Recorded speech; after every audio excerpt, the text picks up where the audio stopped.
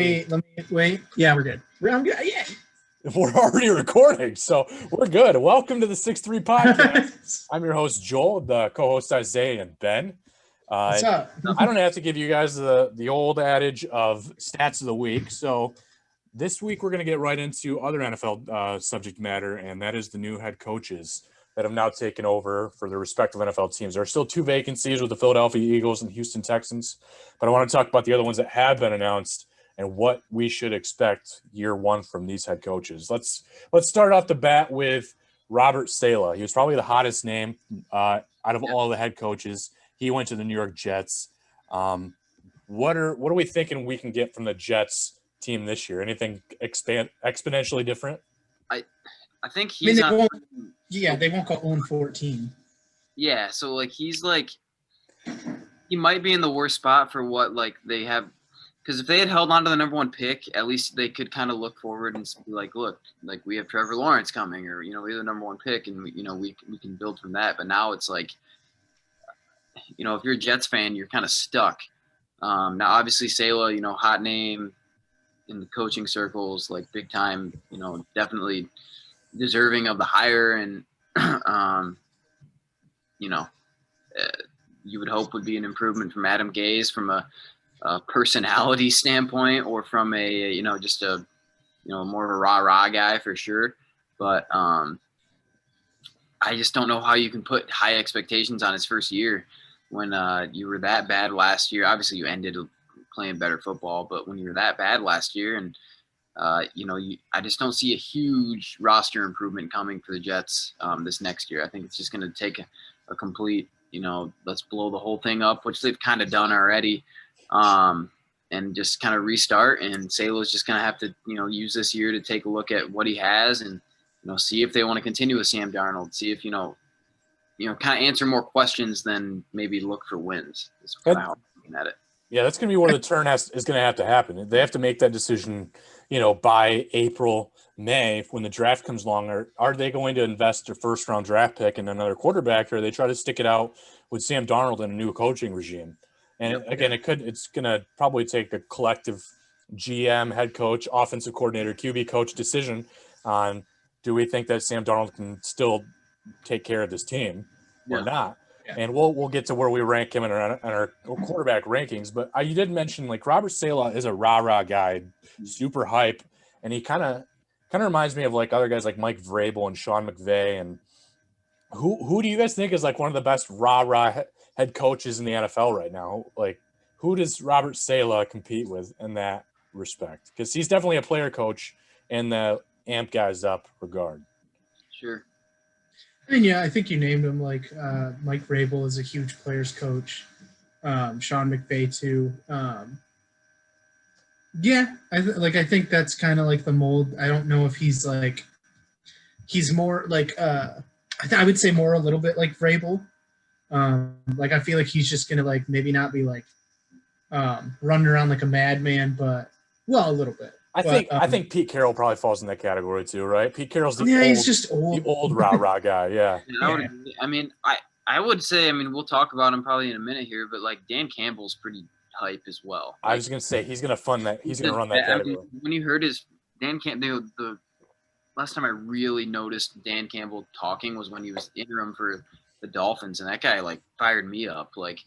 He's just an intense guy, and Saleh's kind of in that mold, defensive coach, obviously, and which in the NFL I don't think matters. It's been since Jim Schwartz. We'll talk about Dan Campbell then from there, but it's been since Jim Schwartz, since the Lions have gotten a head coach with that kind of demeanor. Yeah, so you look at the opposite. I'm not saying the Jets clearly wanted somebody who was the anti-Adam Gase. Adam Gase is the opposite of rah. That guy was just, come on. His head was in space. You could see it. That guy was man. He just is. And, best of luck to him. His name's out there for OC jobs, but just lame. I would not get motivated. He could not motivate me to take the trash out. So I think the Jets will come out. I would think that they'd come out decently motivated. Be pretty. It depends on schedule. they just play some tough teams right away in their schedule, that might be bad, but they'll probably have a favorable schedule going into the beginning of next year. And I think their defense will play better. It's just like it's hard to know what Saleh's going to do and what his expectations are with that quarterback decision looming. Like, it's just really hard to decipher because I don't know. Like, I think that will take a lot of motivation away from some of the guys to see Sam Darnold back there for another year. Like, even though the head coach is different, like, that's going to be a huge, like, battle for Saleh to have if Sam Darnold sticks around. But if, like, Justin Fields or one of these other guys that they might be high on, and they just come in and, like, it's all we're going to play as hard as we can, and it's going to be all upside. We're not looking to get to the playoffs. We're just looking to develop and be competitive in some games, then I think they could win 4 or 5 games next year. But if Sam Darnold's there, I don't know. I think not that he's the worst quarterback ever. It just doesn't motivate the rest of the team either when you keep seeing him back behind center. Yeah. And for all intents and purposes, it's one of the more difficult divisions. Like, you can't think Bill Belichick is going to be terrible for another year. And I mean, Dolphins are on the up. Brian Flores has that team working pretty well, and obviously the division winner with the Buffalo Bills look like they could win the next several years. Yeah. So, I mean, they have 6 losses built in next year. They have 6 losses no matter what. In my mind. Yeah, it's going to be hard not to get swept in that division. But let's go to Dan Campbell for the Detroit Lions. Is he going to be able to get these players that need obviously a new environment because of kind of how Matt Patricia handled those guys to the ground? Dan Campbell is all about morale. Is he going to be able to get these players to run through walls for him? I mean, I feel like he's at least a motivator. That's kind of his MO, So at the very least, I think you're going to see the Lions be out there playing hard. Was he my first choice? Not necessarily, but like I can still get behind it. Like, I think it really is just. I think the bigger, and we don't really have to go into it, but I think the bigger thing that matters here for the Lions is the GM choice.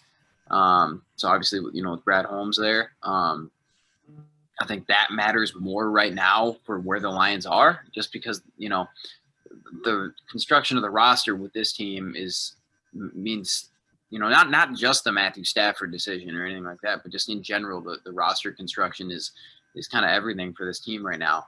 And so I think he'll certainly, going back to Campbell, I think he'll certainly get them to play hard, get them to buy in at least early. But the Lions are kind of in that spot where it's like, they were kind of right there in a lot of games, so it's like they're probably going to need to see some wins, especially for some of the veteran guys and even some of the younger guys. They're going to need to see some wins in order to truly buy in, or at least some progress in some, one way or another. I don't think they can sit there and be like, oh, we're changing the culture and win 3 games next year, right? I don't think you can do that kind of like Patricia did. I don't, it sort of made sense what Patricia was trying to do, I guess, but like, I don't think you could do that again right now. Just with the way the roster is, you don't have the number 1 pick next year. You know what I mean? You don't have just an influx of these young guys coming in. You don't have good cap space. Yeah. You don't have the ability to just get younger, right? Right. So not that they're extremely old as a team anyway, but like, I just don't see, if they just go and tank it here, and they're losing a bunch at the beginning of the year, I don't think it'll necessarily get off the rails. I don't think that means like it's Dan Campbell's job on the line suddenly again, but like I don't see the team necessarily, completely buying in unless they get some wins out of this, or see some progress and like the direction that it's going. But I definitely think he's going to have the locker room at least early on. See where it goes. Yeah, I don't expect. I don't know. Like, I can kind of like extrapolate on these other teams because I don't have like any care of what happens. But like the Lions, just like I'm not gonna hope in them until they show me a reason to at this point. Like if the offense starts clicking at the beginning of the season and the defense is holding up better than they have, then if they win some divisional games, then hey, I'll start talking about what I'm excited for and what I hope happens. But honestly, at this point, like, yeah, I'm just not having another like middle of the road season and a disappointing season. Obviously, like health is a big part of it, and I think motivation is a big part of it. Like Matt Patricia, we talk about like Adam Gase is not a motivator. Matt Patricia also is kind of just like, yeah, like just not. He's just a purebred coordinator. He's just a guy that's there. So I don't think most people cared about him too much. So, yeah, I don't know. I just the Lions have to show me something before I really want to be like, ooh, could this happen? Could that happen? Like at this point, I'm just like, whatever. Yeah. Well, so Friday at 2:30 p.m. This news was basically released that Dan Campbell was expected to be or the favorite by Ian Rappaport on Twitter. And RJ, the old co-host, he texted me and he said something along the lines of Dan Campbell would be a horrible hire, so I'm praying that's not him. And I'm like, I mostly disagree. Who else is left that's better? And that's the other thing that I wanted to have him take into consideration at that point. Even Robert Saleh had already been hired by the Jets. And then RJ's like, well, why do you like him? He's not a proven offensive mind. He's probably not going to bring anything to the table or at least anything new to the table. At the best, he's a team mascot of a losing organization. So why not even bring John Kitna or Joey Harrington as offensive coordinator at it? And then I'm like, well, you failed to answer my first question. Who's even left that's better? Like Marvin Lewis, Darrell Bevell, Brandon Staley, Eric Bieniemy, Todd Bowles. Like all those guys are literally the only other options that the Lions had even thought about interviewing. And none of those guys really jump out as better. I kind of like Brandon Staley, but I felt like he was kind of a long shot. Well, I mean, the only other one, Staley would have been one, and then Bieniemy would just you could kind of look at it and go, okay, he's going to bring something new, right? He's going to bring that, that Chiefs offense in here, something, Andy Reid disciple. Mm-hmm. Yeah, but Matt Patricia was supposed to bring that Patriots defense in. Yeah. Completely unproven. Matt Nagy has proven not to be a good Andy Reid disciple. I mean, there haven't been good Andy Reid, offshoots. Andy Reid is Andy Reid and that's, not saying Bieniemy's not going to be good, but like it's, I think Bieniemy would excite some people. And I think probably if you, RJ may have looked at it and been like, look, we could have gotten Bieniemy. We could have been running the Chiefs offense. Like, that's not how it works. Like, well, he actually responded to that. It was like, well, how about Doug Peterson? And I just said, LOL, no. And that's what I said back. Yeah. I broke it down by each coach. I said, Peterson lost his locker room by choking intentionally. Players hate that. Marvin Lewis is just Jim Caldwell, which I don't like because of mediocrity. But now that's technically better than we are now. And I said, Bevel can't happen because we just need a fresh start. Staley is a solid defensive coordinator, and I like him a lot, but he has no experience. And I want a guy that's at least been a head coach for a few games. Yep. Bieniemy is the product of Andy Reid offense with Tyreek and Mahomes, so that probably doesn't translate. And Bowles was a terrible head coach. So I broke down all those guys, and I'm like, I don't see how. I mean, Campbell to me was the safest bet that was left. Yeah. I mean, he did well with a trash Joe Philbin Dolphins team that he took over. Yeah, he did good. He did fine. It's very much like it's very much like an echo of the Jim Harbaugh conversation. It's like if they get rid of Jim Harbaugh, like yes, they get rid of Jim Harbaugh, and like sure, if you think that's the best way to go, but like, what do they do after that? Like, do they hire? Do they hire this person? Do they hire that person? Like, who out there do they hire that's better than Jim Harbaugh? Like, because okay, I understand that he's had a disappointing career at Michigan, but like, he is a storied, great coach. Like, it doesn't matter what he's done at Michigan. Like, he's a great coach. And for you to just be like, oh, well, anything would be better than Jim Harbaugh. It's like, no, like anything would be better than Matt Patricia. I will say that. Yeah, but that's just a lazy take saying stuff like that. It's like, well, no, actually look and see, like, is there a better option out there? Or in the Lions case, is there a better option right now than Dan Campbell? I'm not saying they settled for Dan Campbell. They obviously thought that he would mix well with Brad Holmes. Like, you got to think about that too. I felt like they did a really good job, their due diligence on. They were pretty thorough. Yeah. Well, and every new head coaching hire is settling because you have to get a new head coach. Like, you can't just go and get you can't just go and get Sean McVay. Like, you have to settle at some guy who either was a head coach and got fired for some reason or has never been a head coach. Well, you got to hope that you hit on the guys that aren't. You know what I mean? McVay gets a super young guy, gets brought in, and then suddenly, oh my gosh, this guy's a genius, or this guy's a great, great coach. But that doesn't happen all the time. Like, almost never. People's reservations with Campbell is that no other team asked to interview him. Like, not even just get an interview. It was just the Lions. So that's the only defense that you could put against it. I wouldn't say like that. there were 20 vacancies. You know what Yeah. I mean? Like some other teams picked their guys out that they wanted, and Mhm. and then they interviewed 3 or 4 others, and that is what it is. It's like there were probably 8 or 9 guys in general in the NFL, unless you start looking to the college ranks, like the Jaguars. Which we'll probably talk about that in a minute. Yeah. Which that had legitimate shots at coaching jobs. So the Lions probably interviewed pretty much all of them. They did do a lot of. That's why I felt like Brad Holmes had his hands in this hire, because Campbell was kind of announced as the favorite within like a 24-hour period, like a day or two after Holmes was announced. So. Which to me that's good, because I don't want to see. I didn't want them to pick a head coach or pick a depending on which direction they went. Like I wanted that to be like a GM first, and then whoever the GM wants, that's what I really care about, is the head coach. Because if you got a disconnect there, you're going to have problems. Which, if one of them's really bad, like Matt Patricia, Bob Quinn, like they died together if that's the choice. But if you hit on both, then like if you hit on one, you probably hit on the other.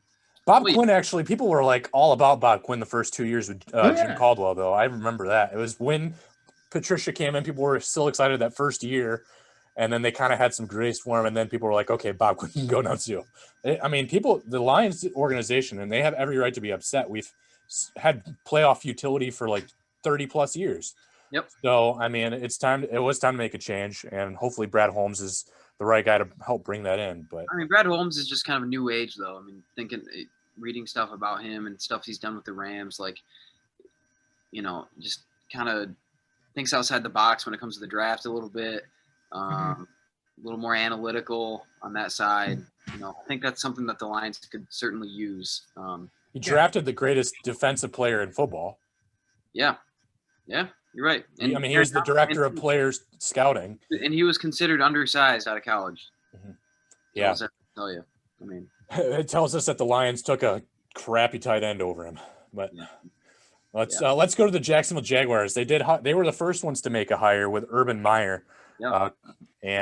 How do we feel about this? I mean, when we talked first about Lions coaches and GMs, I did say Urban Meyer was my favorite to come to the Lions on the show, and go ahead. Yeah, he just didn't feel like a fit for Detroit, though. The longer I thought about it, so he feels like a fit with Jaguars, though, and that's where I don't know. Both teams were not good this year, but I still feel like he's actually a fit for the Jaguars over the Lions. The Lions. I think, again, Urban Meyer isn't necessarily a rah-rah guy either.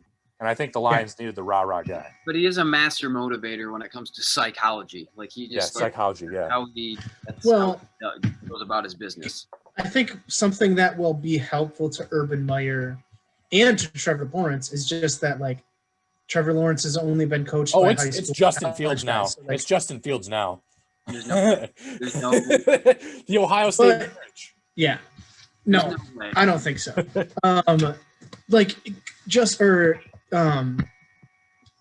Trevor Lawrence will hopefully respond well to a college mind, though. Like, it's not some drastic thing where he's being asked to do things and think in a way and like that he's never ever done. Like, a college coach will be able to like make that leap with him, but if the college coach makes the leap bad, Trevor Lawrence is probably going to make the leap bad for college NFL. So it's an experiment that has sometimes worked, but has often not worked. I mean, like, people talk about Nick Saban all the time. I think that's just one case, and it's not like the rule. Like, you have Cliff Kingsbury, who was a creative college coach, motivated guys, and did things a bit different. And he's a good NFL coach now. Like, I think that's more what Urban Meyer will be. I just think it's good for him that he has a new young quarterback. Yeah, I mean, the way I look at it is it could probably go one of two ways. Like, it's going to be different because, like, there's no way he's going to, he's not going to run train through the NFL and just dominate every single, you know what I mean? Like, he's just not used to losing at all, right? Which could certainly help him. Like, I mean, if you don't, you find a way to not lose if you're not used to losing, you know what I mean? But I could also see this turning into, another Chip Kelly situation where, like, everybody's pretty fired up early on. has a little bit of success, because he had a little bit of success with the Eagles early on, bringing in a different kind of offense, kind of, a little more spread to the NFL, and then it just kind of fizzles out, right? And you end up back in college or not coaching. And I'm not saying like I think that's necessarily going to happen, because I do think Urban Meyer's a better coach than Chip Kelly. It's a risk. It's a pretty big risk if you're the Jaguars. But you know what? If there was any team that was kind of positioned to take that kind of risk, it would be them. Because who cares? They're that bad, and who cares? Really? Yeah. I agree. I think it's the best job Urban Meyer could have got out of this year of coaching hires. Sure. Like I said, it's a good fit for sure. The Atlanta Falcons got Arthur Smith, the offensive coordinator for the Tennessee Titans. Yeah. That's probably the lowest name on there, other than maybe Brandon Staley to the Chargers, who will be the last one we'll talk about here. But what do you guys expect from Arthur Smith? What do you expect him to implement with the Falcons specifically? I think he's honestly got a good chance to be successful here, just because I like their roster. I think they could honestly turn around. As far as like the new head coaches hires, I think he might have the biggest like turnaround from previous year to this year. I just don't think it's sustainable if it happens, because that roster is pretty old. Matt Ryan's kind of getting out of his prime. Probably Julio Jones also, yeah. Jones is getting there. Todd Gurley. Todd Gurley's getting there. But those are still talented guys. So if they could, catch lightning in a bottle for a year or two, I could see, Smith having some success early on here. Because that's a talented offense, especially, roster wise. They get a little bit more, hopefully they can get a little younger on defense, maybe through the draft, and kind of see what happens. And I really do think that they have a chance to be better this next year, because they were in a lot of close games. They should have beaten the Chiefs. They easily should have beaten the Lions. They had some games that they should have won. They didn't. So I don't think a whole lot's going to change necessarily. I don't think they're going to look that much different. Maybe try to rely on the run game a little more. But I really don't see schematically that it's going to be a big change. I just think that I think looking at their roster, I think that from last year to this year, they could actually turn it around a little bit. Yeah, I think them. I don't know. There's a couple teams that it looks like they just need a new head coach to like kind of be successful. Like obviously with the Jets, with the Jacksonville, with the Jaguars, like they were terrible this year, and they need a new head coach because they had to do something. But like, I look at the Lions, I look at the Texans, and even the Falcons. Like, these are teams that have potential to be. I mean, if they really want playoff contenders, throw the Chargers in there too. They have the talent to do it. So I think like that's good for a head coach if they're good, but like it can also give a short leash because the management knows that they have talent. Yeah. Like obviously the Falcons, I think between like the Chargers and Texans have future talent. The Falcons obviously have regressing talent. So maybe he'll have a little longer leash, but they know they have talent though. They know they have like the most first round picks on an offense starting offense ever, and like all these things. So yeah, yes, I think like it'll be hopefully better than Dan Quinn, but I think yeah, you're kind of right there though. They're almost in the spot where all they need is just somebody else in there, and Dan Quinn just kind of became like it just became dull. Kind of, guys just kind of probably just lost the players a little bit. Yep. They lost a bunch of close games, and like that just kind of happens sometimes in the NFL. So, you just get a new voice in there, somebody maybe a little younger, maybe a few new ideas, doesn't need to be too crazy, and then kind of run with it and win some closer games, and you suddenly got a pretty good football team. So I would not be surprised at all if they turned it around pretty good. Yeah. I mean, again, similar to the Jets, they're in a very hard division. Yeah.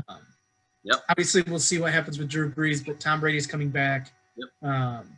The Panthers will have Christian McCaffrey back, and like it looks like that team's just going to get better next year because another year of starting Teddy Bridgewater, Matt Rule, another year under his belt, and possibly in some people's metrics the best running back in the entire league, back for a full season and healthy. Like, they're in a tough division, so it's not gonna be an easy time for Arthur Smith. But yeah, he has the talent. He has the talent on the roster, at least for the next year or two, to make some noise. But who knows if he will.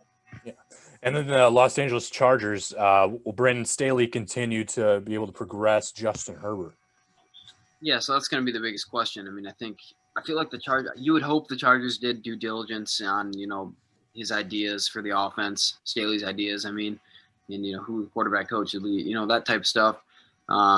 Because I think that's, they have something there, and something they can really build around and kind of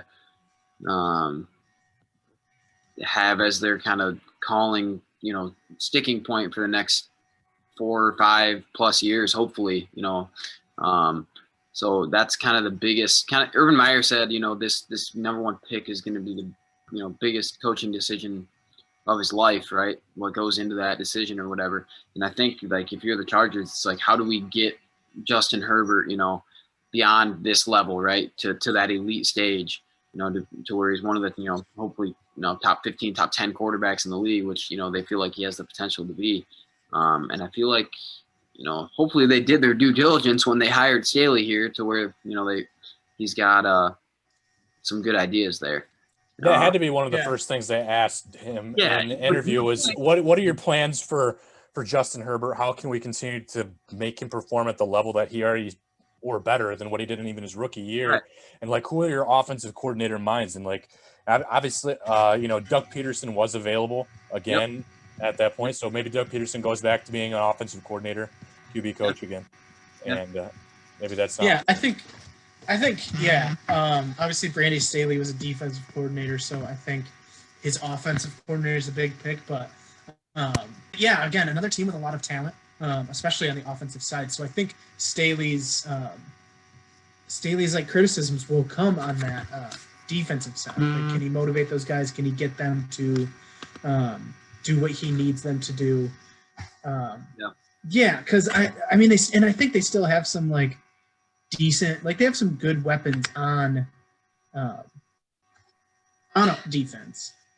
So he could have success there, and I think he just needs to, use what he's been doing. I mean, look at the Rams defense this year. Top 5 in pass and run, number 1 defense overall. It was really the thing that got them into the playoffs, and it's what made them successful this year. So I think they really want him to get a lot out of the defense, and it depends on who his offensive coordinator is.